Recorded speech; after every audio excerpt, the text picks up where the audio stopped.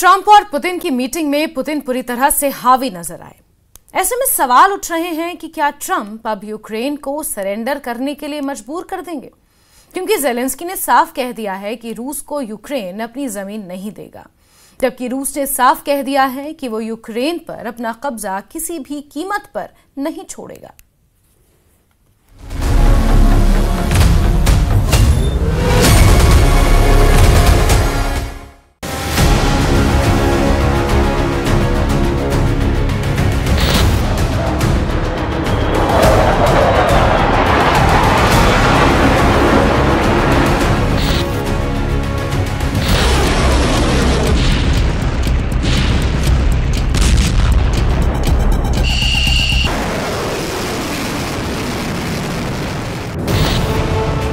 Alaska में Putin की जीत, Ukraine पर अब डबल हमला। अमेरिका के अलास्का में पुतिन और ट्रंप के बीच 3 घंटे तक यूक्रेन युद्ध को लेकर बातचीत हुई, लेकिन किसी को नहीं पता कि इस मीटिंग में क्या बातें हुई हैं। अलास्का में मीटिंग से कुछ घंटे पहले ट्रंप ने ऐलान किया था कि मैं पुतिन से 2 मिनट की मीटिंग में समझ जाऊंगा कि सीज फायर होगा या नहीं। लेकिन हैरानी की बात है, ट्रंप पुतिन के साथ 3 घंटे की मीटिंग के बाद भी दुनिया को नहीं बता पा रहे हैं कि रूस और यूक्रेन के बीच युद्ध विराम पर डील क्यों नहीं हो पाई है। हम आपको दिखाने जा रहे हैं कि 7 साल बाद हुई ट्रंप और पुतिन की मीटिंग में पुतिन ने बाजी पलट दी है। महज 12 मिनट की प्रेस कॉन्फ्रेंस में पुतिन ने ट्रंप के सामने साबित कर दिया है कि यूक्रेन युद्ध का असली बॉस पुतिन है और उन्हीं की शर्तों पर युद्ध विराम होगा। दूसरी तरफ और एक्सपर्ट्स कह रहे हैं कि ये मीटिंग पूरी तरह से फेल हो चुकी है और अब पुतिन पूरे यूक्रेन पर कब्जा करने की कोशिश जरूर करेंगे। यूक्रेनी अधिकारियों ने तो यहां तक दावा कर दिया है कि अब पुतिन पूरे यूक्रेन पर कब्जा करने की कोशिश करेंगे। हम आपको अलास्का मीटिंग के बाद यूक्रेन युद्ध की वो खबरें दिखा रहे हैं जो साबित कर रही है कि अलास्का में ट्रंप ने यूक्रेन और नेटो को डबल धोखा दिया है। 3 घंटे की पुतिन ट्रंप मीटिंग, अब वॉशिंगटन में ज़ेलेंस्की का सरेंडर। पूरी दुनिया ये देखने को बेताब थी कि जब राष्ट्रपति ट्रंप राष्ट्रपति पुतिन से अलास्का में मिलेंगे तो यूक्रेन युद्ध पर क्या डील निकलकर सामने आएगी। लेकिन हैरानी की बात तो यह है कि इस मीटिंग में ना तो कोई डील हुई और ना सीज फायर पर बात बनी। वॉर एक्सपर्ट्स का साफ कहना है कि आज की तारीख में रूसी सेना ने यूक्रेन के काफी बड़े इलाके पर कब्जा कर लिया है। इस वजह से यूक्रेन, यूरोप, नेटो और अमेरिका पुतिन पर दबाव नहीं बना पाए हैं। शुरू में दावे किए जा रहे थे कि ट्रंप पुतिन पर भारी साबित होंगे, लेकिन पुतिन ने दिखा दिया कि डोनाल्ड ट्रंप भले ही दूसरे देशों को धमकाकर अपना दबाव बना लेते हो, लेकिन पुतिन को दबाना ट्रंप के बस की बात नहीं है। यही वजह है कि जैसे ही मीटिंग खत्म हुई, रूसी सेना ने यूक्रेन पर हमले बेहद तेज कर दिए। खबर तो ये भी है कि ज़ेलेंस्की इस मीटिंग के नतीजों से बुरी तरह घबरा गए। यूक्रेनी अधिकारियों और नेताओं ने तो डंके की चोट पर कह दिया है कि रूस अमेरिका की मीटिंग पूरी तरह से फेल हो चुकी है और इस मीटिंग की वजह से पुतिन अब ट्रंप पर भारी साबित हुए हैं। यूक्रेनी संसद की विदेश मामलों की समिति के अध्यक्ष ओलेक्सांद्र मेरेस्को ने द न्यूयॉर्क टाइम्स को बताया कि ट्रंप और पुतिन के बीच शिखर सम्मेलन से रूस और यूक्रेन के बीच कोई शांति समझौता नहीं हुआ और पुतिन ने ट्रंप का इस्तेमाल ये दिखाने के लिए किया है कि वो अलग थलग नहीं है। मेरेस्को ने आगे कहा कि पुतिन, जिन पर अंतर्राष्ट्रीय आपराधिक न्यायालय ने युद्ध अपराधों का आरोप लगाया है, सूचना युद्ध जीत गए हैं।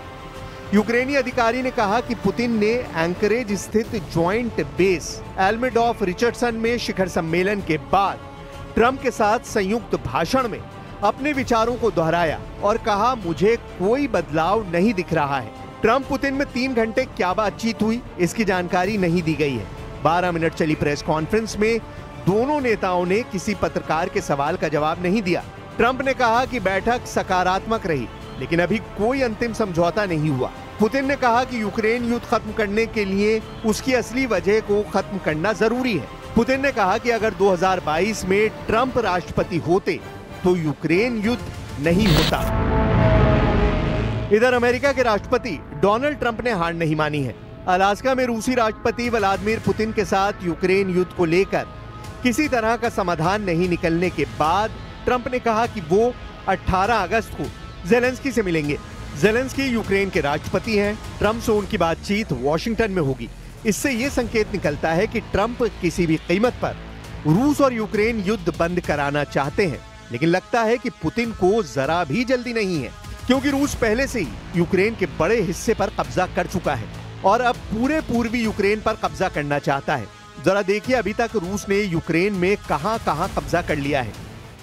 रूस के रक्षा मंत्रालय ने कहा है कि रूसी सेना ने Ukraine institute for the study of war यानी ISW ने 8 अगस्त 2025 की जमीन रिपोर्ट के मुताबिक कुछ ऐसे दावे किए हैं जो हैरान करने वाले हैं। ISW के मुताबिक रूस यूक्रेन की जमीन के 5वें हिस्से पर कब्जा कर चुका है, जो लगभग 1,14,500 वर्ग किलोमीटर इलाका होता है। तो वहीं दूसरे दावे में कहा गया है कि रूस ने यूक्रेन की लगभग 1,61,000 वर्ग किलोमीटर इलाके पर कब्जा कर लिया है।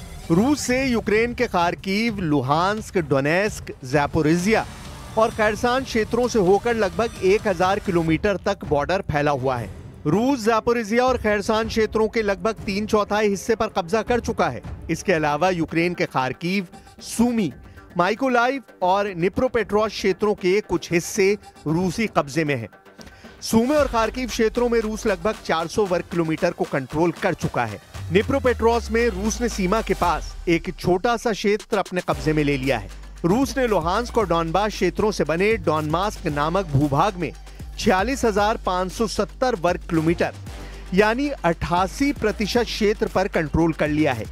यूक्रेन के पास अभी भी डॉनबास का लगभग 6,600 वर्ग किलोमीटर इलाका बचा है। हालांकि रूस अपनी अधिकांश ऊर्जा डोनेस्क मोर्चे पर केंद्रित कर रहा है और अपने नियंत्रण से बाहर बचे हुए अंतिम प्रमुख शहरों की ओर बढ़ रहा है।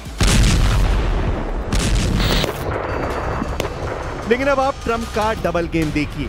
एक तरफ युद्ध विराम को लेकर ट्रंप पुतिन के साथ मीटिंग करते हैं, तो वहीं दूसरी तरफ रूस को हराने के लिए ट्रंप ने नेटो के पैसों को यूक्रेन में झोंकना शुरू कर दिया है। नेटो के सदस्य देश नेदरलैंड ने भी यूक्रेन जंग में करोड़ों डॉलर फूंकना शुरू कर दिया है। खबर है कि नेटो देश मिलकर यूक्रेन को अरबों डॉलर के हथियार देने जा रहे हैं ताकि रूस को जंग में हराया जा सके।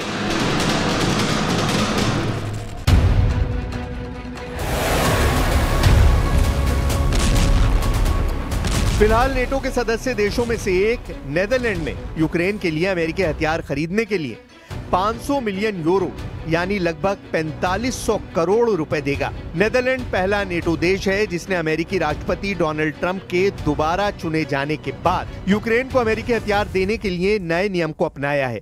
24 फरवरी 2022 को रूस द्वारा यूक्रेन पर बड़े हमले के बाद से अमेरिका यूक्रेन का सबसे बड़ा समर्थक बनकर उभरा है। सिर्फ बातों में नहीं बल्कि पैसों और हथियारों में भी।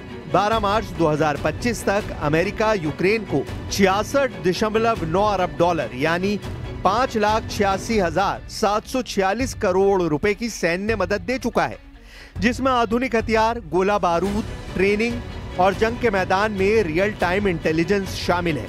कुल मिलाकर अमेरिकी कांग्रेस ने यूक्रेन के लिए अब तक 5 बड़े सहायता पैकेज पास किए हैं, जिनकी कुल रकम 175 अरब डॉलर है। इनमें से 128 अरब डॉलर सीधे यूक्रेन सरकार को दिए गए हैं।